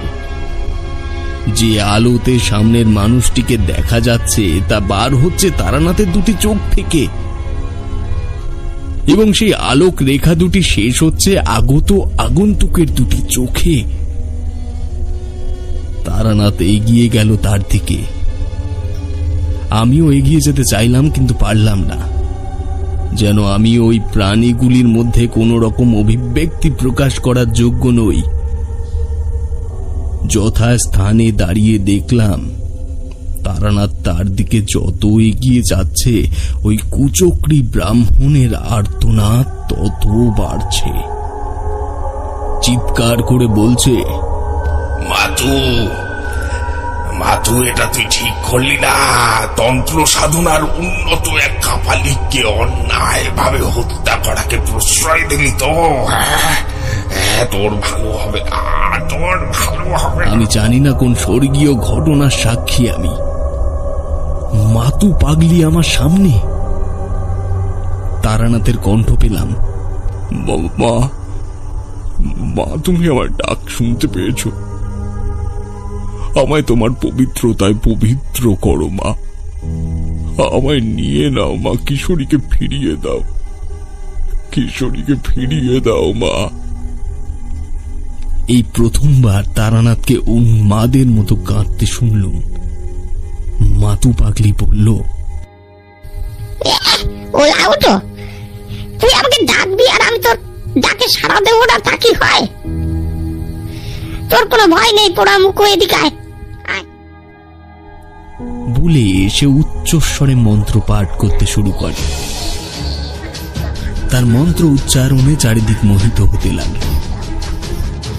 তার সঙ্গে বাড়তে থাকলো কুচক্রী শয়তানের যন্ত্রণা মিশ্রিত আর্তনাদ। তার রূপ যেন ধীরে ধীরে পরিবর্তন হচ্ছে। কিশোরীর শরীরটা যেন একটা খুলস, সেটা খুলে ছিঁড়ে বেরোচ্ছে এক রক্ত মাখানো খাদক। মন্ত্র উচ্চারণের সাথে সাথে মাতু পাগলিও তারানাথের অনেক কাছে চলে এসেছে। আমার কান হঠাৎ বন্ধ হয়ে গেল। মনে হতে লাগলো সব ঘটনাগুলি যেন কেবল চোখের সামনে ঘটছে স্বপ্নের মতো, কিন্তু স্বপ্নে যেমন শব্দ থাকে না, ঠিক তেমনি এমন প্রাকৃতিক দুর্যোগের কোনো শব্দ নেই। আমি কি শ্রবণ শক্তি হারাচ্ছি? ওই তো দেখতে পাচ্ছি মাতু পাগলি তারানাথকে ছুঁলো।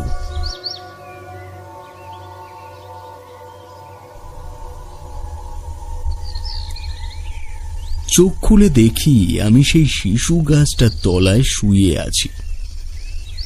আমার হাত 10 দূরে বসে আছে মোটা সোটা একটা লোক। গায়ের রং ফর্সা, পাতলা গোঁপ আছে। মুখে জোর করে একটা হাসি টেনে বললেন, এই মাধবগড়ের একটা ছোট্ট চিকিৎসালয়ের ডাক্তার আমি। আপনার বন্ধু বোধহয় কিশোরী সেন, তাই না? বিভূতি ভ্রুকুটি করে প্রশ্ন করল, হ্যাঁ, কিন্তু তাকে আপনি কি করে চিনলেন? আমি আর ঠাকুর মশাই তাকে খুঁজতেই বেরিয়েছিলাম, কিন্তু আপনাদের ঠাকুর মশাইকে তো দেখছি না, তিনি কোথায়? বিভূতির চোখের সামনে আবার পূর্বের রাতের ঘটনাটি ভেসে উঠল। এই শিশু গাছের একটি ডালের থেকেই কিশোরীর চেহারার রূপ নিয়ে ঝুলেছিল এক মূর্তিমান বিভীষিকা।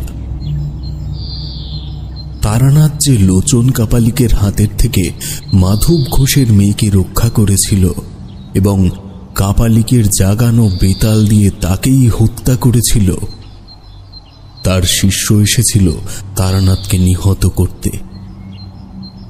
অবশেষে মাতু পাগলি এসে তারানাথকে তার কাছে ডাকে।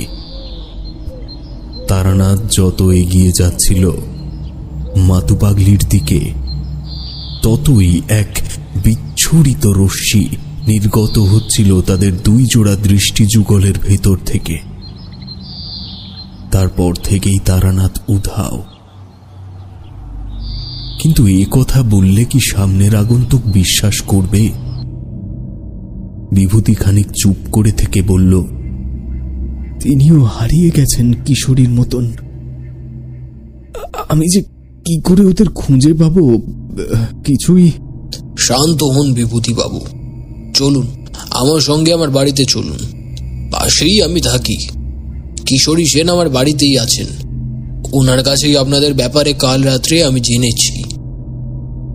কিশোরী আপনার বাড়িতে? বলে বিভূতি উঠে দাঁড়ালো। ডাক্তার সান্যাল বলল, হ্যাঁ, তবে যে ঠাকুর মশাইয়ের কথা বলছেন তাকে কিন্তু আমি দেখিনি। চলুন না আমার বাড়িতে, কিশোরী বাবুকে একটু চমকে দেওয়া যাক। বিভূতির বিচার বুদ্ধি তখন যেন বয়স কমিয়ে শৈশব গ্রহণ করেছে। কি করলে কি হবে, কিভাবে নিজের মনকে বুঝিয়ে বা কিশোরীকে বুঝিয়ে তারানাথের অন্বেষণে বেরোবে, সেটাই তার কাছে যেন দুর্ভেদ্য প্রহেলিকার মতন। সাধারণ মানুষের চোখের সামনে হঠাৎ কোনো অবাঞ্ছিত অপ্রাকৃতিক ঘটনা ঘটে গেলে সে মানুষের যেমন বোবা হয়ে যাওয়ার মতন অবস্থা হয়, তার পরিস্থিতিও এখন তেমন। অগত্যা ডাক্তার সান্যালের কথা মতো সে তাকে লক্ষ্য করে হাঁটতে শুরু করল। তার মন এটুকু বলল যে অন্তত নিজের যে কোনো একটি পরিচিত মানুষের সঙ্গে তো একবার দেখা হয়ে যাক, তারপর হয়তো এই গুমোট ভাবটা কেটে যাবে। এখন তার পক্ষে বোঝা সম্ভব নয় যে সে কল্পনায় রয়েছে নাকি বাস্তবের পার্থিব জগতে। জঙ্গল পেরিয়ে বেশ খানিকটা হাঁটার পর সে বনানীর ঘনত্বে যেখানে ধীরে ধীরে পাতলা হচ্ছে, সেরকম জায়গায় পৌঁছানোর পরে একটি সাদা একতলা বাড়ি চোখে পড়ল তার। আরো খানিকটা এগোনোর পরেই দেখল কিশোরী সেই বাড়ির উঠোনে দাঁড়িয়ে রয়েছে এবং একটি আধ ঘোমটা দেওয়া স্ত্রীলোক তার হাতে একটা ধূমায়মান পেয়ালা ধরিয়ে দিয়ে বাড়ির দিকে চলে যাচ্ছে। ডাক্তার সান্যাল একটু দূরের থেকেই হাঁক পেড়ে বলল, ইহে কিশোরী বাবু, ঘুম ভাঙলো তবে? এই যে দেখুন কাকে নিয়ে এসেছি। আরে ভাইয়া, তুমি? ঠাকুর মশাই কোথায়? ভূপতিচরণের আত্মাকে নাবানো গেল? বিভূতি স্বভাবতই রেগে গিয়ে বলল, নিজে অন্ধকারে উপাচারের আসন থেকে পালিয়ে এলে আর এখন বলছো আত্মা নামলো কিনা? কিশোরী বিদ্রুপের হাসি হেসে জবাব দিল, আরে তুমি কি ওখানে সত্যি কোনো আত্মা টাত্মা নামাবে বলে অপেক্ষা করছিলে নাকি? অনেকক্ষণ বসে থাকার পর যখন দেখলাম তেমন কিছুই হচ্ছে না, তখন আমি চোখ খুলি এবং চোখ খুলেই দেখতে পাই আমাদের ঘরের দরজা থেকে একটু দূরে এক লোক মোমবাতি অথবা ওই হ্যারিকেন জাতীয় কিছু নিয়ে দাঁড়িয়ে রয়েছে। আমার মনে হয় নিশ্চয়ই সেটি আমাদের আশ্রয়দাতা। অনুমান অনুযায়ী সে আমাদের নীরবতার সুযোগ পেয়ে হয়তো চুরি করতে এসেছে। তাই আমি নিঃশব্দে সেখান থেকে বেরিয়ে পড়ি এবং তাকে ধাওয়া করে যাই। ছুটতে ছুটতে কত দূর চলে এলাম, কোন জায়গায় এসে পৌঁছালাম, অবশেষে দিক দিশেহারাহীন হয়ে জঙ্গলের ফাঁকের থেকে এই ডাক্তার সান্যালের বাড়ির আলো দেখতে পাই এবং এখানে এসে আশ্রয় নিই। কাল রাত্রে আমি ওনাকে সব বলেছি আমাদের ব্যাপারে, সেই জন্যই তো ঠাকুরমশাইকে তোমার সঙ্গে না দেখে এত বিচলিত হচ্ছি। বিভূতি সবটা শোনে ঠিকই, তবে এগুলো জানার পর তার কিশোরীর উপরে ক্রোধ আরো বেড়ে যায়। সে বলে, কিশোরী, এটা কলকাতা নয়। ভিন দেশে এসে তোমার এই উদ্ধত্ত মোটেই উচিত হয়নি। ঠাকুরমশাই তোমার জন্য কতটা বিপদে পড়েছে এখন তা আমি বলতে পারি না। কেন? ওনার তো আগমতন্ত্রের জ্ঞান আছে, তবে উনি কেন আমার বর্তমান অবস্থার অনুমান করতে পারলেন না? বিভূতি দাঁতে দাঁত পিষে বলল, ওনার বয়স হয়েছে কিশোরী। একজন বৈষয়িক মানুষ চাইলেই মন্ত্রতন্ত্রের ওপরে আয়ত্ত আনতে পারে না, তার জন্য পুনরায় সাধনায় বসতে হয়। ঠাকুরমশাইয়ের সেসব বিদ্যে অভ্যাস করার আর কোনো প্রয়োজন আছে বলে তোমার মনে হয়? বিভূতির ভিতরে এমন আধ্যাত্মিক জ্ঞান ও ক্ষিপ্রতার প্রকাশ এর আগে কখনো কিশোরী দেখেনি। এমনকি তার ভেতরকার অপার্থিব ক্ষমতার ব্যাপারেও কিশোরী বিন্দুমাত্র অবগত নয়। সে ব্যাপারে জানে শুধু তারানাথ, বিভূতি ও আপনারা। তাই কিশোরী আরো বেশি কৌতূহলী হয়ে প্রশ্ন করল, তুমি এত বেশি চিন্তিত হয়ে পড়ছো কেন বিভূতি? মাথা যেন ধীরে ধীরে গরম হয়ে যাচ্ছে বলে মনে হচ্ছে। গরম হওয়াটাই স্বাভাবিক কিশোরী, কারণ আমি নিজের চোখের সামনে মাতু পাগলিকে দেখেছি। আমার কয়েক হাতের মধ্যেই তারানাথকে উধাও হয়ে যেতে দেখেছি। আমার জায়গায় তুমি হলে তুমি চুপ করে থাকতে পারতে কি?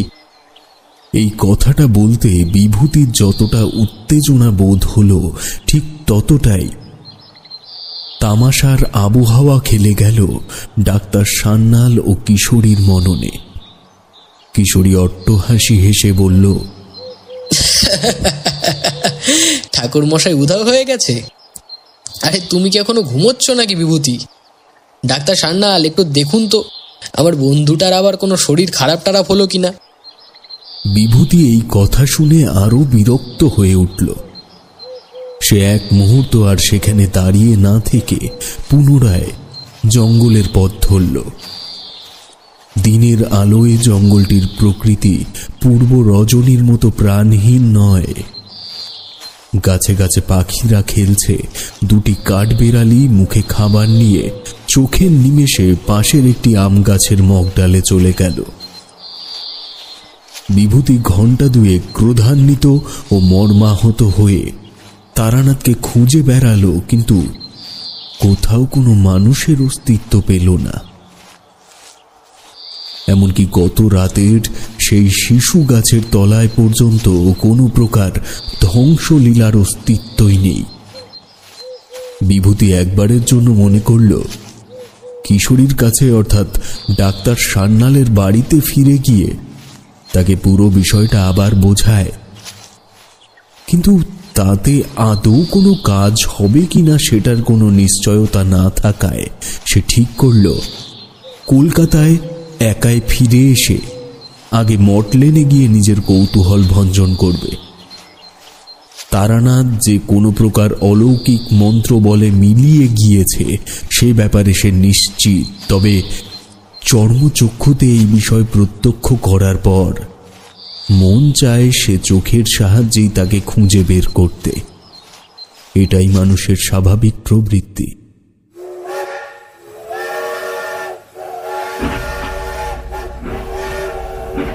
কিশোরীকে কোনো প্রকার খবর না দিয়েই সেই দিনই দুপুরের ট্রেন ধরে বিভূতি ফিরে এলো কলকাতায়। সন্ধ্যা নাবার আগেই স্টেশন থেকে সোজা একটি ঘোড়ার গাড়ি নিয়ে রওনা দিল সে মর্টলেনের উদ্দেশ্যে।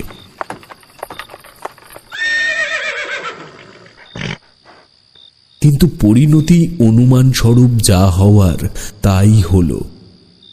বাড়ির থেকে বেরোনোর সময় যেভাবে পাঁচিলের ফটকে তালা ঝুলিয়ে যাওয়া হয়েছিল, এখনো সেভাবেই একাকিত্বে কাটাচ্ছে তারানাথের মর্টলেনের বাড়ি। বিভূতির হৃৎপিণ্ড এবার যেন বার কয়েকের জন্য সজোরে আঘাত করে তার স্পন্দনের শব্দ পৌঁছে দিল তার কর্ণগহ্বরে। যে ভয়টা এতক্ষণ জড়ো হয়েছিল তার মননে, তা এবার কোনো বিষাক্ত সরীসৃপের মতো পেঁচিয়ে পেঁচিয়ে তার গোটা শরীরকে আচ্ছন্ন করল। সে মনে মনে ভাবল, ঠাকুরমশাই এইভাবে বিস্ময় রেখে চলে যেতে পারে না। তাহলে কি কোনো বহির্জগতের শয়তান বা সেই কাপালিকের শিষ্য মাতুপাগলির রূপ নিয়ে ঠাকুরমশাইকে শেষ করে দিল? কোন প্রকার কালো জাদু করল? যেভাবে সে কিশোরীর রূপ নিয়েছিল, এখন কি তাহলে অপেক্ষা করা ছাড়া কোনো উপায় নেই আমার হাতে? এমন সময় বিনা মেঘে বজ্র বর্ষণের মতন বিভূতির মনে পড়ল তারানাথের দিয়ে যাওয়া তার ঠাকুরদার দুর্লভ পুঁথির কথা। সে জিনিস তো এখন বিভূতির সত্ত্বাধীনে। সে দ্রুত পায়ে মর্টলেনের মোড়ের মুখটায় পৌঁছেই লাফ মেরে ধরে নিল একটি চলন্ত ট্রাম। কোটমোড়ের মুখের থেকে প্রায় ছুটতে ছুটতে সে বাড়িতে এলো। উৎপীড়িত দরজার পাল্লা খুলে তার স্ত্রী জিজ্ঞেস করল, কি গো, কি হয়েছে? এমন হাঁপাচ্ছ কেন? দৌড়াচ্ছিলে নাকি? গিন্নি, গিন্নি, তারানাথের কিছু একটা হয়েছে। ওনাকে খুঁজে পাওয়া যাচ্ছে না। কি হয়েছে ওনার? তাহলে তুমি এখানে? উফ, একটু খুলে বলবে তো। এখন নয়, তোমায় পরে সব বলবো। আমায় দয়া করে এর মধ্যে কোনো প্রশ্ন করো না, কোনো প্রশ্ন না। বলে বিভূতি কোনো রকমে পাশ কাটিয়ে চলে গেল বাড়ির বৈঠক পেরিয়ে তার পড়ার ঘরে। এই ঘরটি বিভূতির অফিসের কাজের জন্য ব্যবহৃত হয় সাধারণত। আগে এটি তাদের শোবার ঘর ছিল, তবে বছর 5 হলো আরো নতুন 2টি ঘর তৈরি করে পুরনোটিকে কেবল অফিসের কাজের জন্য ব্যবহার করে বিভূতি। কাজেই এই ঘরের আলমারিতেই ওই লাল চেলি পেঁচানো অবস্থাতেই সে পুঁথিটিকে রেখে দিয়েছিল। বিভূতি ঘরে ঢুকে দরজায় কড়া দিল। তারপর আলমারি খুলে সেই পুঁথি বের করে চেলির বাঁধন খুলে সেটি টেবিলের উপর রাখল।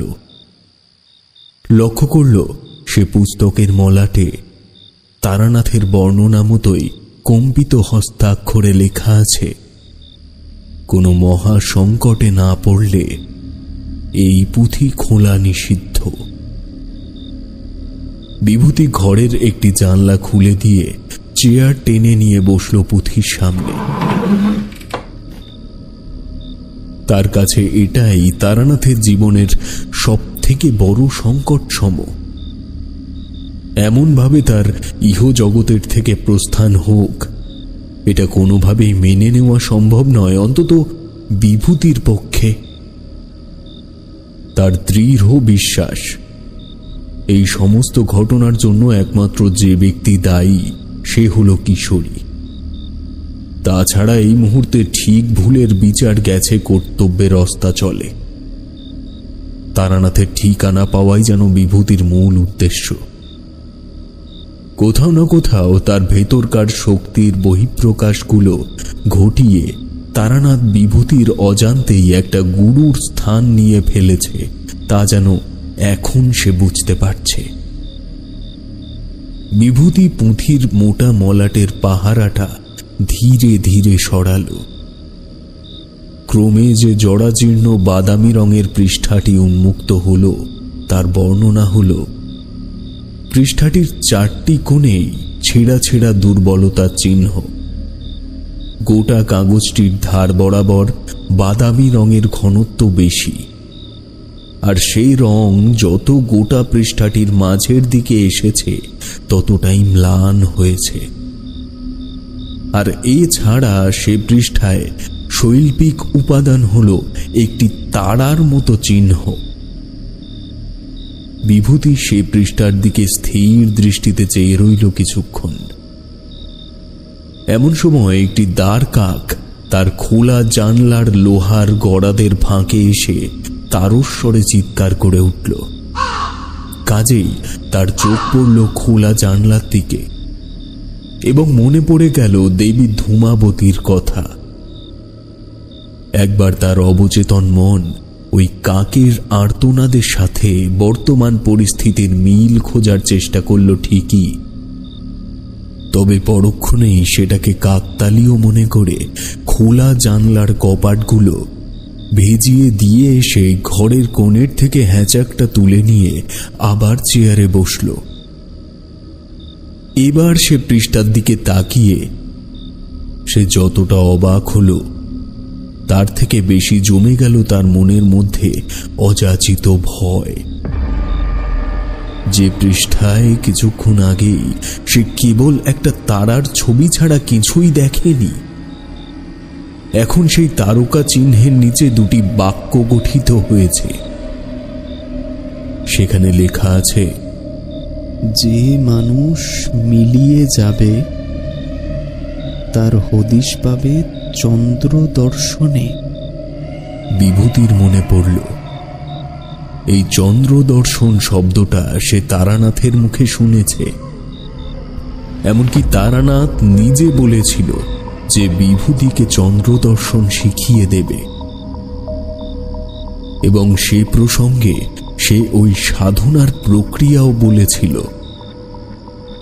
বিভূতি ভাবল নিশ্চয়ই তবে এই প্রক্রিয়া এই পুঁথির কোনো জায়গায় লেখা থাকবে। সে ব্যস্ত হাতে প্রতিটি পৃষ্ঠা উল্টিয়ে দেখল, কিন্তু না, ওই একটি কথা ছাড়া সে দুর্লভ পুঁথিতে আর অন্য কিছুই লেখা নেই।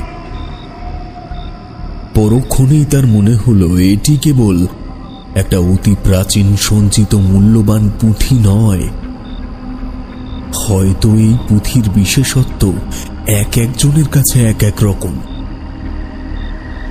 তাছাড়া সে যে কোনো মানুষকে খুঁজতে চাইছে তাই এই পুস্তক জানলো কেমন করে? তাহলে নিশ্চয়ই এই পুঁথি গ্রাহকের মনের কথা বুঝতে পারে। তবে কি সে মনের থেকে চন্দ্র দর্শনের প্রক্রিয়া জানতে চাইবে? বিভূতি তাই করল, কিন্তু এবার আর কোনো পৃষ্ঠায় কোনো কিছু ভেসে উঠল না, না কোনো প্রকারের তথ্যসূত্র মিলল সেই ব্যাপারের। রাত গভীর।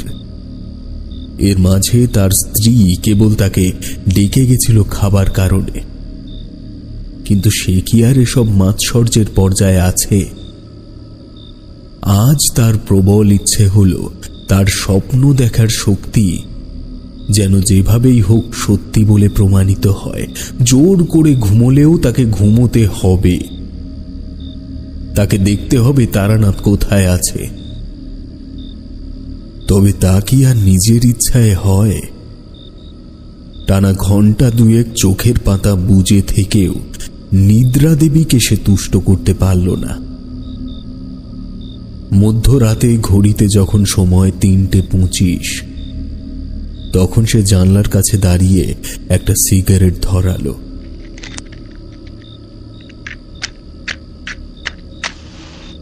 এবার সে মস্তিষ্কে চাপ দিল কোনো রকম উপায়ন্তর না পেয়ে যে তারানাথ কি বলেছিল চন্দ্র দর্শনের প্রক্রিয়া। স্মৃতি সঞ্চয়ের কোষাগার থেকে একটি একটি দিন করে পিছিয়ে সে অতি কষ্টে পৌঁছল ওই বৃষ্টি ভেজা বিকেলের প্রেক্ষাপটে। অবশেষে অতি সূক্ষ্ম মৌন বিশ্লেষণের পরে তার মনে পড়ল তারানাথের কথাগুলো। সে বলেছিল, ধরো সদ্য মৃত কোনো চণ্ডালের ধর থেকে মুন্ড কেটে ওটাকে অমাবস্যা বা সংক্রান্তি তিথিতে শ্মশানে গর্ত করে সে মুন্ড নিক্ষেপ করতে হবে। পরে গভীর রাতে এসে গর্তের ওপরে বসে মাথার উপরে মরা দাঁড় কাকের বাঁদিকে ডানা রেখে 1,00,000 বার বীজ মন্ত্র জপ করলে তুমিও সর্বজ্ঞ হতে পারো। বিভূতির সারা শরীর হিম হয়ে এলো। এই প্রক্রিয়া নিশ্চয়ই সাধারণ মানুষের কর্ম নয়। তবে কি ওই দাঁড় কাকটি এই কারণেই দেখা দিল? এই কথা মনে হতেই সে ওই রাতেই আঁধারেই সন্তর্পণে দরজা খুলে বাইরে এলো এবং হ্যাজাকের আলোয় দেখল তার জানলার ঠিক নিচে মরে পড়ে রয়েছে সেই কাকটি। এবার সে ইঙ্গিত তার কাছে স্পষ্ট হল। বিভূতি বুঝতে পারল এটাই একমাত্র উপায় তার কাছে এবং এই পথেই তাকে হাঁটতে হবে। এসব নির্দেশ তাকে তার নেপথ্য থেকে কেউ দিচ্ছে। তবে সে নির্দেশদাতা ভালো নাকি কোনো কুটিলতায় ভরা তার মনস্কামনা সেটি সে জানে না। তবে তারানাথের হদিশ পেতে তাকে যদি জীবনের সবচাইতে ভয়ঙ্কর সময়ের সম্মুখীন হতেও হয় তবুও সে পিছুপা হবে না। তবে চণ্ডালের মাথা সে জিনিস সে কোথায় পাবে? তারানাথ বলতো যে সকল হিন্দু সম্প্রদায়ের মানুষ মৃতদেহ সৎকারের কাজে নিযুক্ত থাকে তাদেরকেই চণ্ডাল বলা হয়। কোন শ্মশান ক্ষেত্রে ঘাপটি মেরে বসে থাকতে হবে সে কারণে কতদিন তার ঠিক নেই। প্রয়োজনে তেমন মানুষের শবদেহ চুরি করতে পর্যন্ত হতে পারে। কিন্তু তারানাথ তো এই কথাও বলেছিল যে সর্বজ্ঞ হওয়ার বীজ মন্ত্রটি বলা যাবে না। তন্ত্রে অদীক্ষিত মানুষের কাছে সাধনার গূঢ় বীজ মন্ত্র বলা নিষেধ। তবে তো বিভূতিকে আগে একজন দীক্ষাগুরু খুঁজতে হবে। দীক্ষা না পেলে বীজ মন্ত্র জানা তার পক্ষে অসম্ভব। বাকি রাতটুকু সে পুঁথির সামনে চেয়ারে বসে একটা চিঠি লিখল তার স্ত্রীর উদ্দেশ্যে। সে লিখল, তোমায় মিথ্যে বলে এই যাত্রা শুরু করতে চাইছি না। তবে তোমার সামনে দাঁড়িয়ে অনুমতি চাওয়ায় আমি কোনো প্রকার সম্মতি পাচ্ছি না বলেই এই চিঠি। ঠাকুরমশাইয়ের সাথে আমার বংশ পরম্পরায় এক আশ্চর্য যোগ রয়েছে। কি সেই সম্পর্ক তা এতদিন আমার বাবাও আমায় বলেননি। তবে উনি এই সম্ভাবনার কথা জানতেন বলেই হয়তো গ্রামের বাড়িতে তোমাদের রেখে আসার কথা বলতেন মাঝে মাঝেই। তবে আজকের পরের থেকে আমি চাইব তুমি গ্রামের বাড়িতে ফিরে যাও। ছেলে মেয়েকে নিয়ে গিয়ে সেখানকার পাঠশালায় ভর্তি করিয়ে দাও। মনে করো আমি কোনো বিশেষ কাজে বেরোচ্ছি। কাজ শেষ হলে আমি তোমাদের কাছে ফিরে আসবো, কথা দিলাম। তবে কতদিনের জন্য যেতে হচ্ছে তার হিসেব এখন দেওয়া আমার পক্ষে সম্ভব নয়। তুমি আমার সহধর্মিনী, আমার সংসারের বাহক। এটুকু প্রার্থনায় রেখো যে উদ্দেশ্য নিয়ে আমি এক সীমাহীন নদীর অববাহিকা দিয়ে আজ অভিযান শুরু করতে চলেছি সে অভিযান যেন আমার সফল হয়। ইতি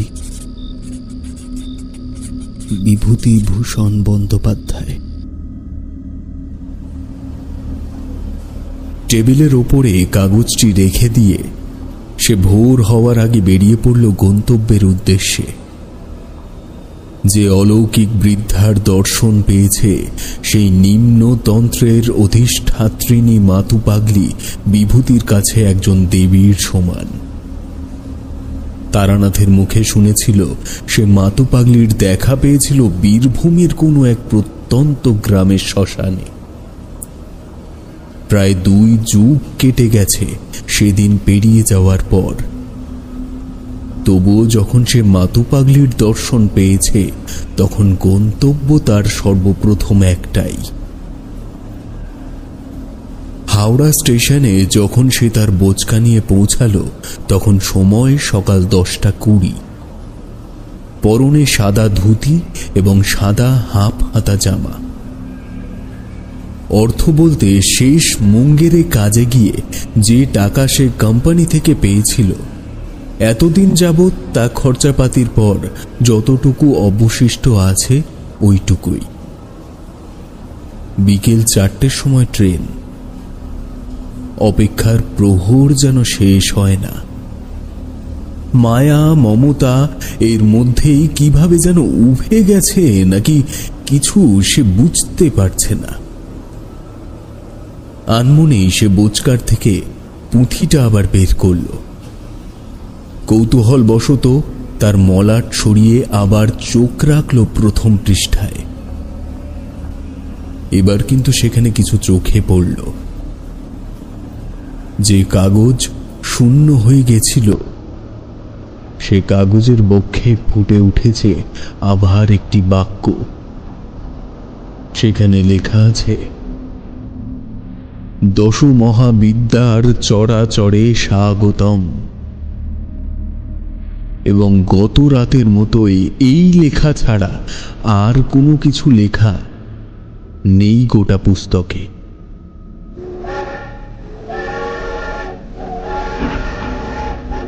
যথাসময়ে বিভূতি সরাইঘাট এক্সপ্রেসে চাপল। রওনা দিল বীরভূমের উদ্দেশ্যে। নতুন এক জীবনের উদ্দেশ্যে পাড়ি দিল বিভূতি। তারানাথকে খুঁজে বের করতে হলে তাকে হতে হবে সর্বজ্ঞ, যার জন্য দিতে হতে পারে অনেক কঠিন পরীক্ষা, অনেক কঠিন ও অলৌকিকতার সন্ধিক্ষণের পরিচয়। তাকে উপযুক্ত গুরু পেতে হবে, দীক্ষা প্রাপ্তির যোগ্য হতে হবে। তারপর রইল সমস্ত প্রকরণ ও উপাচার। তারানাথ এই মুহূর্তে কোথায় তবে? শুরু হচ্ছে প্রজেক্ট পাসিং শো সিজন 3, যার পদে পদে থাকবে রোমাঞ্চ, বিস্ময় ও অলৌকিকতায় ভরা মুহূর্তের মিশেল। বিভূতিকে বীরভূম পর্যন্ত পৌঁছতে দিন। সবাই একত্রে বলুন, বিভূতি, তোমার যাত্রা শুভ হোক।